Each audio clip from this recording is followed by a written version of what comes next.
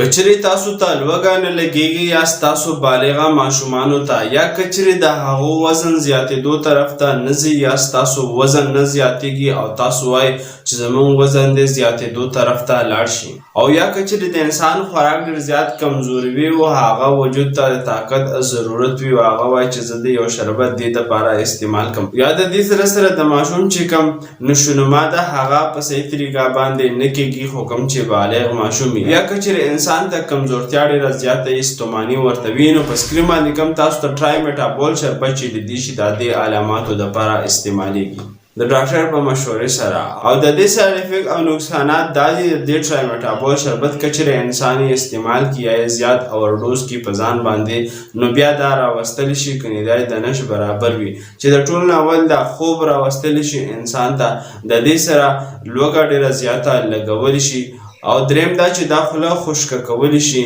او څلورم دا چې زړه کچه کولی شي یا انسان ته قبض هم راوستلی شي کوم ته چې کانسټیپیشن ویلی شي او دا ټرای میټابول شربت تاسو په دې علاماتو بیمارو کې نشي استعمالولی کوم ته چې کنټرا انډیکیشن ویلی شي کچری یو انسان یوز کیو د هغه په وجود باندې د الرجي علامات راولي د خارښ یا کچری د انسان په سترګه کې پریشر دننه زیات او د سترګې بیماري وي کوم ته چې ګلایکوما ویلی شي